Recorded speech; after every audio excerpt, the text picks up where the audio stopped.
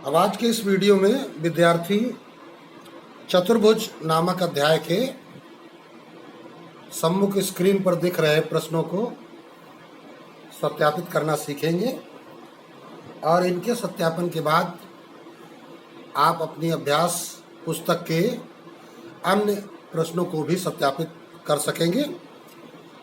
बहुत ही ध्यानपूर्वक विद्यार्थी ध्यान से देखेंगे। पहला प्रश्न है आपके पास, समलंब ABCD में AB समांतर DC।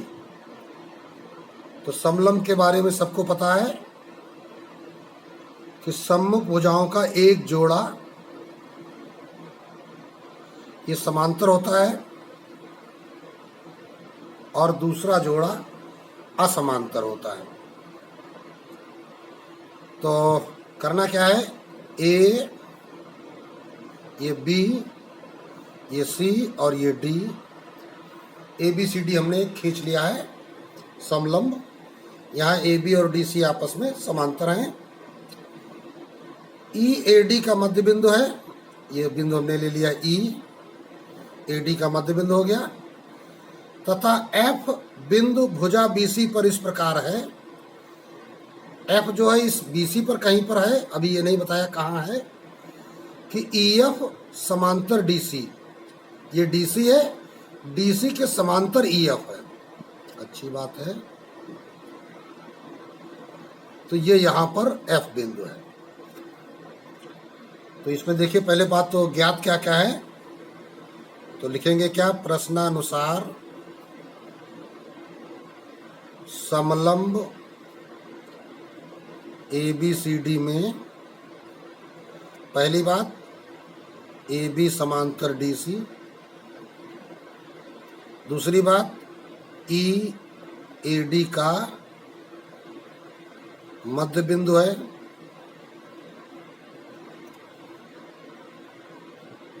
दूसरी बात EF समांतर DC। अब ये देखिए, नंबर 1 बताया गया है कि AB समांतर DC समलंब के कारण, और ये नंबर 2 समीकरण हम डाल लेते हैं, EF समांतर DC प्रश्न ने बताया, इसको हम कह सकते हैं कि ज्ञात है।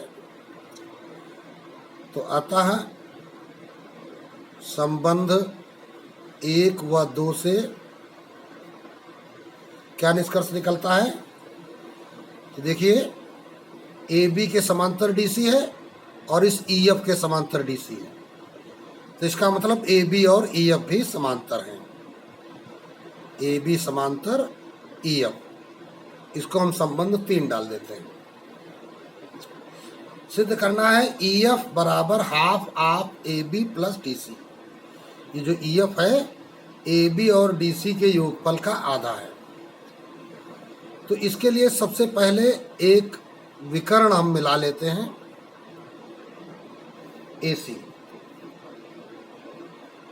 AC विकर्ण मिलाया, ये रचना कार्य हो गया। अतः अब ध्यान दीजिए,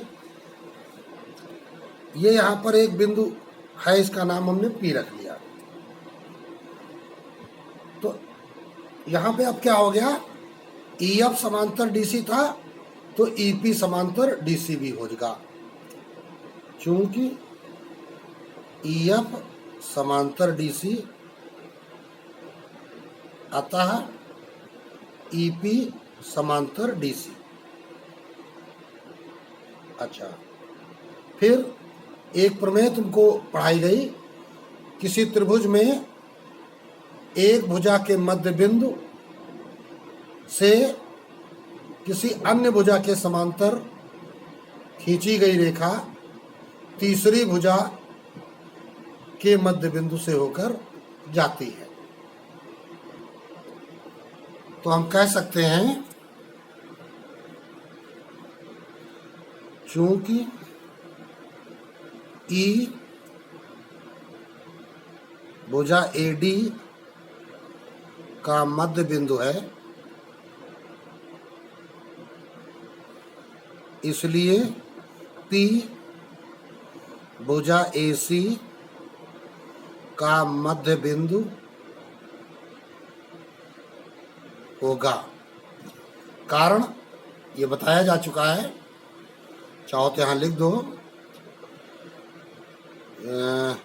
त्रिभुज में एक भुजा के मध्य बिंदु से दूसरी भुजा के समांतर रेखा तीसरी भुजा के मध्य बिंदु से होकर जाती है। या सीधे सीधे सरल याद रखो कि अगर ये इसके समांतर है और ये इधर मध्य बिंदु है तो ये भी मध्य बिंदु होगा।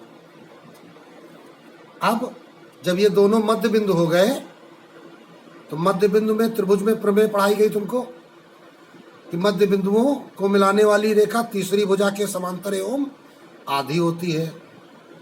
तो अतः क्या हो जाएगा, ये ईपी जो हो जाएगा 1/2 DC के बराबर हो जाएगा। ये समीकरण नंबर 4, ईपी बराबर DC का 1/2। इसी प्रकार चूंकि EF समांतर AB है, अतः देखिए भाई ये EF है, ये AB के समांतर है, तो ये PF भी AB के समांतर होगा। और P AC का मध्य बिंदु है तो F BC का मध्य बिंदु होगा। क्या हम कहेंगे, अतः PF समांतर AB, चूंकि P AC का मध्य बिंदु है इसलिए F BC का मध्य बिंदु होगा। अब निष्कर्ष क्या हो जाएगा, जब ये BC का मध्य बिंदु होगा तो PF बराबर 1/2 AB। ये समीकरण नंबर 5। अब समीकरण 4 व 5 से व 5 से क्या जोड़ने पर, जब जोड़ोगे तो क्या हो जाएगा, EF प्लस PF बराबर 1/2 DC प्लस 1/2 AB। तो EF प्लस PF क्या हो जाएगा, EP था, सॉरी यहाँ पे देखिए EP है, EP प्लस PF तो बन गया EF। 1/2 कॉमन ले लो तो DC प्लस AB। सही ढंग से लिख दीजिए, इसलिए EF बराबर 1/2 AB प्लस DC, और यही आपको सत्यापित करना था। तो ये प्रूव्ड हो गया। अब आगे देखेंगे अगला प्रश्न नंबर 2।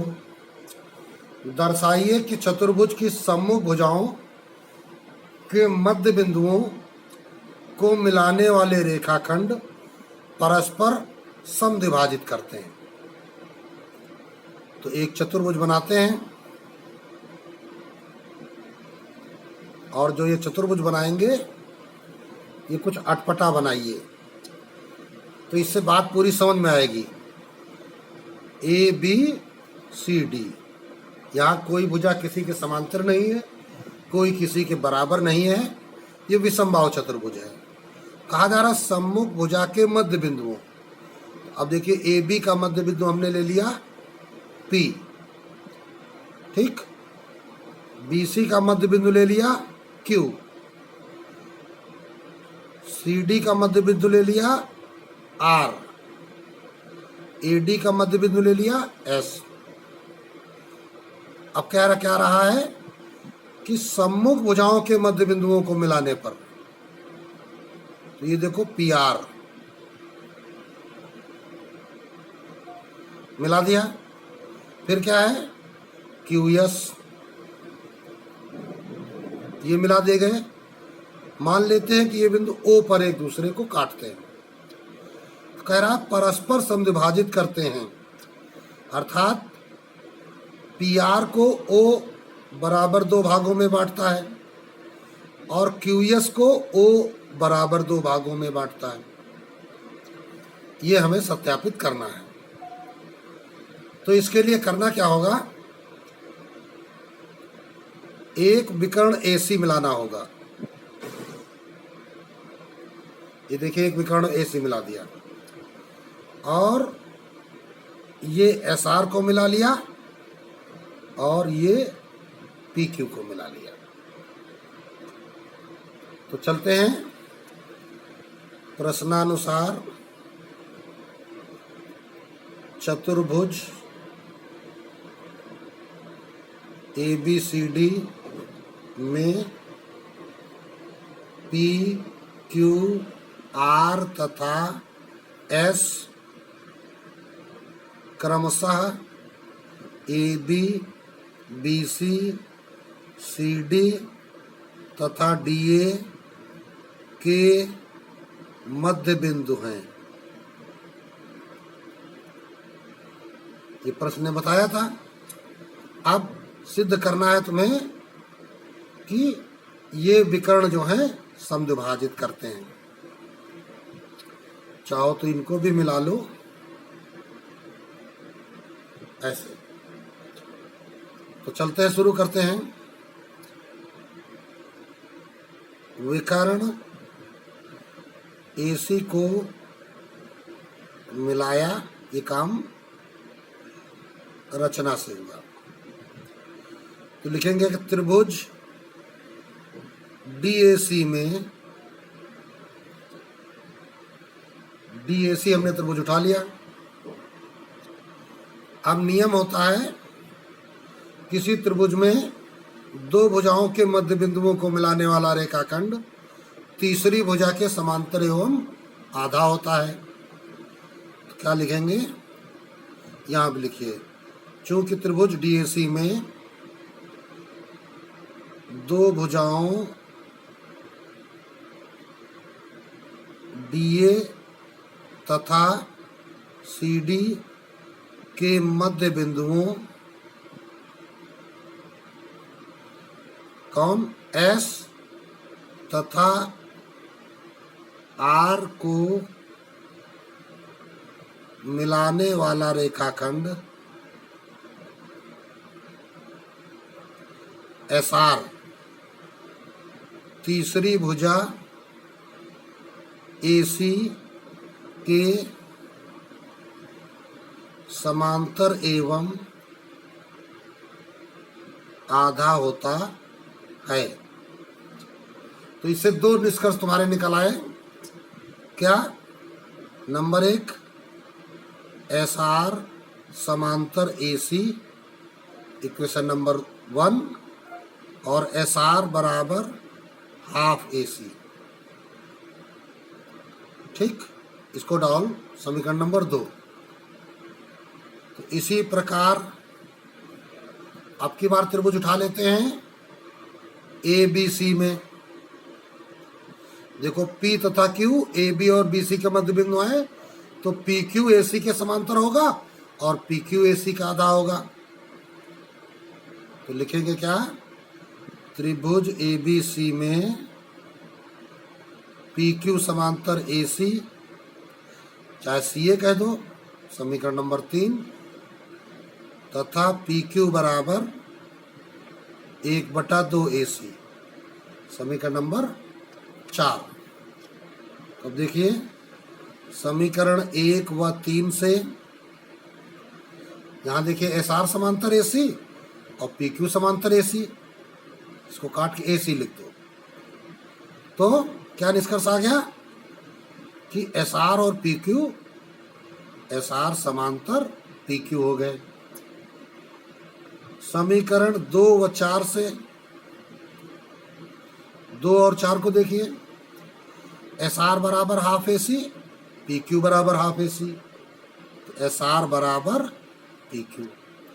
अब देखिए एस आर पी क्यू के समांतर है, एस आर पी क्यू के बराबर है, तो अब निष्कर्ष क्या आ गया, अतः पी क्यू आर एस एक समांतर चतुर्भुज है।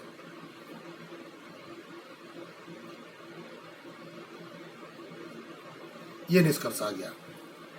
ये देखिए सम्मुख भुजाएं समान एवं समांतर आ गई, तो ये पी क्यू आर एस एक समांतर चतुर्भुज है। अब अगर हम विकर्ण बी डी को भी मिलाएंगे तो ये भी आ जाएगा कि एस पी बी डी के समांतर आधा, क्यू आर इस बी डी के समांतर आधा, तो भी आ जाएगा कि पी क्यू आर एस समांतर चतुर्भुज है। तो अब ये हो गया समांतर चतुर्भुज। और जब ये समांतर चतुर्भुज हो गया तो लिखेंगे चूंकि समांतर चतुर्भुज के विकर्ण परस्पर समद्विभाजित होते हैं, तो इसलिए पी आर तथा एस क्यू परस्पर समद्विभाजित होंगे। और यही तुम्हें सिद्ध करना था, तो ये सत्यापन तुम्हारा कंप्लीट हो गया। तो इस प्रकार एक महत्वपूर्ण प्रश्न विद्यार्थियों ने सीख लिया। अब प्रश्न संख्या 3 विद्यार्थियों के सामने है। ई त्रिभुज एबीसी की माध्यिका एडी का मध्य बिंदु है। तो एक त्रिभुज बनाते हैं, ए बी सी, तो बी सी का मध्य बिंदु डी हो गया, तभी ये माध्यिका एडी बनेगी। ये एडी माध्यिका हो गई आपकी। और ई के बारे में कहा गया इस एडी का मध्य बिंदु ई है। यह बीई को बढ़ाने पर एसी पर एफ मिलता है, तो बीई को जब बढ़ाएंगे तो यहां पे हमको बिंदु मिल गया एफ। ठीक, सिद्ध कीजिए कि ए एफ बराबर 1/3 AC। तो लिखेंगे क्या, प्रश्नानुसार त्रिभुज एबीसी की माध्यिका एडी है, इसलिए बीडी बराबर CD तथा ई एडी का मध्य बिंदु है,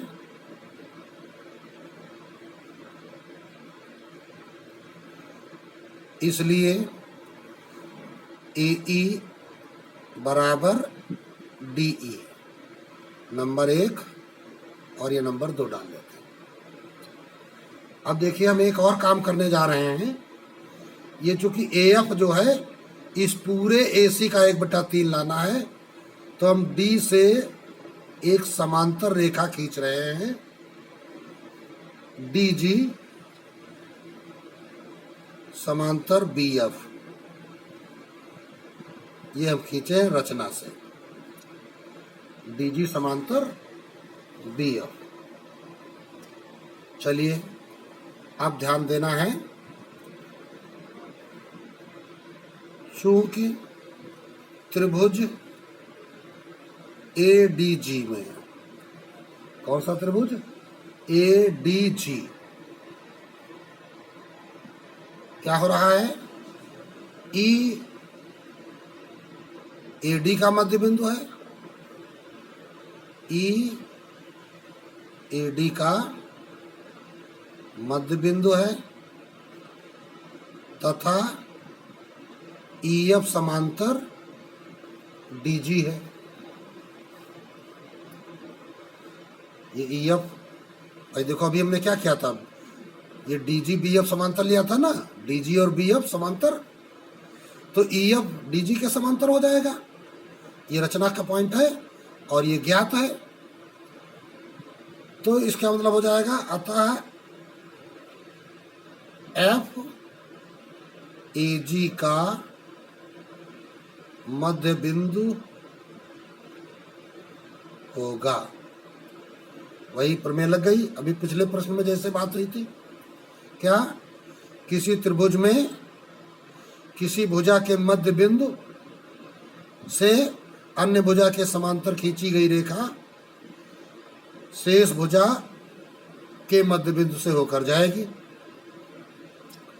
तो इसलिए क्या निकल के आ गया, ए एफ बराबर एफ जी, समीकरण 3 आ गया। अब ध्यान दीजिए जरा, यही काम हम करेंगे इस त्रिभुज में। इसी प्रकार त्रिभुज बी एफ सी में, बी एफ सी को ध्यान से पहले देख लीजिए। डी बी सी का मध्य बिंदु है, तो ये जी जो होगा सी एफ का मध्य बिंदु हो जाएगा। क्यों? बी एफ समांतर डी जी। तो लिखेंगे डी बी सी का मध्य बिंदु है तथा बी एफ समांतर डी जी, अतः जी एफ सी का मध्य बिंदु होगा। तो निष्कर्ष क्या निकल आएगा, इसलिए एफ जी बराबर जी सी, समीकरण 4। तो समीकरण 3 व 4 से क्या निष्कर्ष हुआ, ए एफ बराबर एफ जी बराबर जी सी। फिगर में आते हैं एक बार, ये देखिए ए एफ बराबर एफ जी बराबर जी सी, यानी तीनों खंड क्या है, ये बराबर हो गए। तो इसका मतलब पूरे एसी के 3 खंड हो गए, तो ए एफ ए सी का 1/3 हो गया। लेकिन ये बात आप लिखेंगे कैसे कि ए एफ ए सी का 1/3 हो गया, इसको लिखने का तरीका समझ लीजिए। तो हम लिखेंगे क्या, चूंकि A F plus F G plus G C बराबर ए सी, ए सी को हम तीनों भुजाओं के योग के रूप में लिख सकते हैं। तो ए एफ को बना रहने दो, एफ जी देखो एफ जी ए एफ के बराबर, जी सी एफ जी के बराबर, एफ जी ए एफ के बराबर, तीनों आपस में बराबर है ना, तो इसको भी हम ए एफ लिख सकते हैं। तो ये बन गया 3 ए एफ बराबर ए सी, यानी ए सी ए एफ का 3 गुना हो गया। तो ए एफ बराबर 1/3 ए सी। इस प्रकार ये आपका सत्यापन हो गया, ये प्रूव्ड हो गया, यही सिद्ध करना था। तो यह प्रश्न भी एक महत्वपूर्ण प्रश्न था, सभी विद्यार्थियों को अवश्य समझ में आ गया होगा। अब अगला प्रश्न विद्यार्थी ध्यान दें, 4 नंबर, ए एक्स तथा सी वाई समांतर चतुर्भुज ए बी सी डी के सम्मुख कोणों के समद्विभाजक हैं। तो समांतर चतुर्भुज पहले बनाते हैं।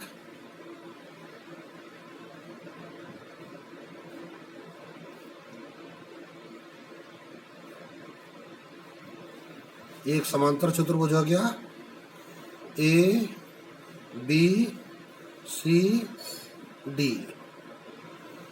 ए एक्स क्या कहा गया है और सी वाई, अर्थात ए से कोई रेखा ए एक्स खींची जाएगी, सी से कोई रेखा सी वाई खींची जाएगी।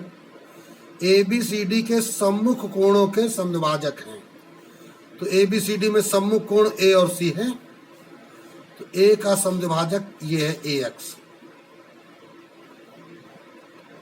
ये जाकर यहां एक्स पर मिल गया, और इसका समद्विभाजक ये यहां पे आ गया वाई पर।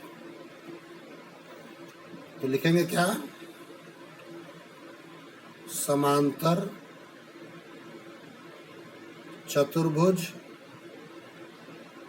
ए बी सी डी में क्या बताया गया है, ए एक्स कोण ए का समद्विभाजक है, और क्या बताया गया, सी वाई कोण सी का समद्विभाजक है।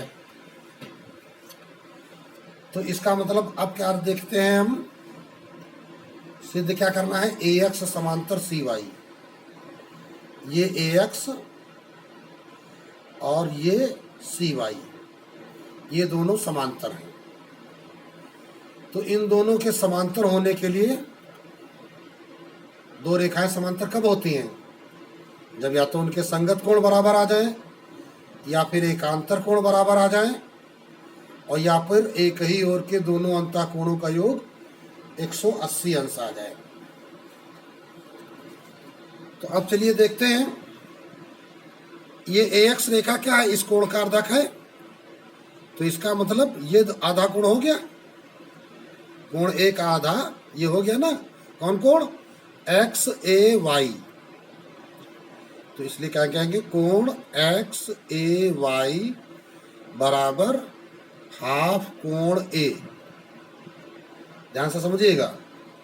अब ये देखिए, ये सी वाई रेखा इस कोण सी की अर्धक रेखा है, तो इसका मतलब ये कोण जो होगा एक्स सी वाई, ये कोण सी का आधा हो जाएगा, कोण एक्स सी वाई कोण सी का आधा हो गया। इधर आ जाओ, समांतर चतुर्भुज में हम जानते हैं कि सम्मुख कोण समान होते हैं, तो हम कह सकते हैं कोण ए बराबर कोण सी। कारण क्या है, सम्मुख कोण। तो इसको नंबर 1 डालो, इसको समीकरण नंबर 2, और ये समीकरण 3। इन्हीं तीनों की मदद से हमारा काम सिद्ध होगा।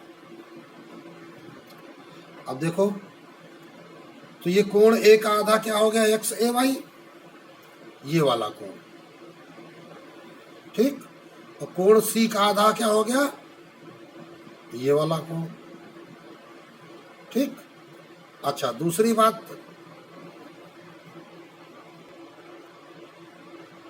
चूंकि ए बी समांतर सी डी, ए बी और समांतर सी डी के है, तो इसलिए ये जो कोण है, कौन सा कोण, एक्स सी वाई, ये बराबर इस कोण के हो जाएगा, कोण सी वाई बी के। कारण एकांतर कोण, ठीक। तो कोण यहां पे लगा देते हैं, तो इसको समीकरण नंबर हम 4 डाल लेते हैं। तो अब यहां पर हाफ कोण ए बराबर इतना था, तो चाहो तो लिख सकते हो कि कोण ए बराबर दूना हो जाएगा 2 कोण एक्स ए वाई। यहां पर लिख सकते हो कोण सी बराबर 2 कोण एक्स सी वाई। अब ये ए और सी के मान समीकरण 1 में रख दो, चाहे लिख दो समीकरण 1, 2 व 3 से। कोण ए बराबर कोण सी था, तो कोण ए की जगह क्या लिख दोगे, 2 कोण एक्स ए वाई बराबर 2 कोण एक्स सी वाई। अब 2 2 काट सकते हो, तो ये क्या आ गया, एक्स ए वाई। अब इस फिगर में ध्यान से अगर देखो, एक्स ए वाई को पूरा नाम हम एक्स ए बी भी कह सकते हैं। एक्स ए वाई को हम एक्स ए बी भी कह सकते हैं। और इधर एक्स सी वाई को हमने क्या कह दिया है, कोण सी वाई बी। ठीक, समीकरण 4 से, समीकरण ये 4 से हम ले आए। अब एक्स ए बी और सी वाई बी, देखिए यहां पर एक्स ए बी और सी वाई बी, ये दोनों कोण क्या हो गए, बराबर हो गए। तो जब ये दोनों कोण बराबर हैं और ये दोनों संगत कोण हैं तो रेखाएं समांतर होंगी। तो हम लिखेंगे क्या, चूंकि ये दोनों संगत कोण हैं अतः AX समांतर CY, और यही आपको सत्यापित करना था। ये सत्यापन आपका कंप्लीट हो गया। तो इस प्रकार ये 4 महत्वपूर्ण प्रश्न विद्यार्थियों ने आज के इस वीडियो में समझे हैं, उनका लगाने का तरीका सीखा है। अब इसी प्रकार के अन्य प्रश्न आप अपनी पाठ्यपुस्तक में ढूंढकर उनके सत्यापन भी कर सकते हैं और उनके हल भी कर सकते हैं।